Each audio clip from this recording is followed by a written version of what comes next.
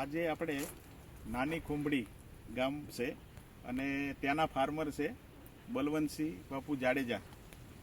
અહીંયા આપણે આજે મુલાકાત એટલા માટે લીધી છે કે એ એક પ્રોગ્રેસિવ ફાર્મર છે અને એમણે આપણી ટ્રીટમેન્ટ પહેલેથી કીધી છે. જે બી ટ્રીટમેન્ટ કીધી છે એ પર્ટિક્યુલર કરી છે. કારણ કે સિઝન પહેલાં આપણે કીધું હતું કે ભાઈ જે બી ટ્રીટમેન્ટ કરો 5-6 તબક્કામાં કરો.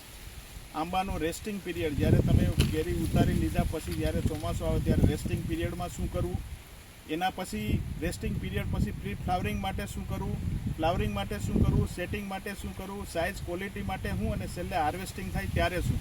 આપણા 6 તબક્કામાં કીધું. એમાંના 3-4 તબક્કા સુધી આપણી કમ્પ્લીટ એને ટ્રીટમેન્ટ કરી.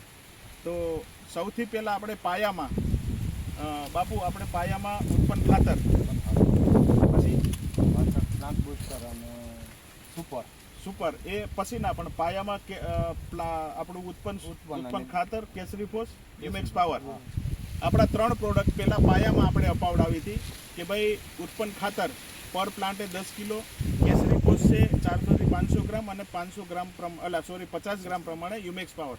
આ પાયામાં કર્યું હતું. પાયા પછી આપણે 1 મહિના 15 દિવસ પછી માનો કે કેલ્શિયમ નાઇટ્રેટ છે એનો પણ ડોઝ પર પ્લાન્ટે 250 ગ્રામ કર્યો હતો.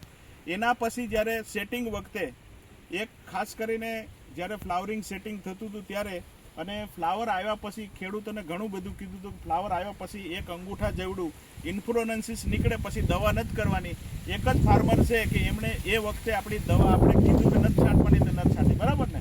નહીતર ફાર્મર જનરલી પ્રોબ્લેમ ક્યાં કરે છે કે ભાઈ એક ઇંચનું 1 અંગૂઠા જેવડું નીકળ્યા પછી પણ સ્પ્રે કન્ટિન્યુ ચાલુ રાખે છે.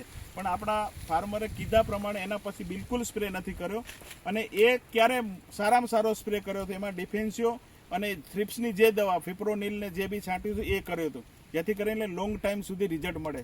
તો ખાસ એટલા માટે હું તમને ઇન્ફોર્મ કરું છું કે પૂરા ટ્રીટમેન્ટ પ્રમાણે ગયા છે, બરાબર? એટલે તમે જોઈ શકો છો અત્યારે ઘણી જગ્યાએ પ્રોબ્લેમ છે, છતાં પણ હર પ્લાન્ટમાં સારામાં સારું સેટિંગ થયું છે આ વર્ષની કમ્પેરિઝનમાં. બાકી અમુક સમયે તો ક્યાંય બગીચા જોવા નથી એવી પરિસ્થિતિ જોવા મળી છે.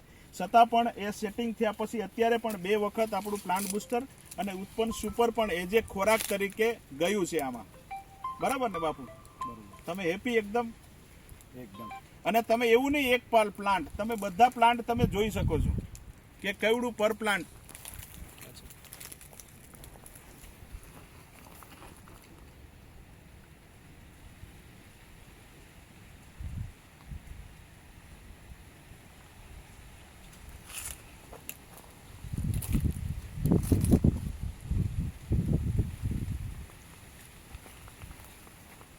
અને ટોટલ ટ્રીટમેન્ટ આપણે પટેલ એગ્રો નખત્રાણા ત્યાંથી કરવામાં આવી હતી. અને અહીંના ઓથોરાઇઝ ડિસ્ટ્રીબ્યુટર આપણા પટેલ એગ્રો સેન્ટર નખત્રાણા છે, બરાબર?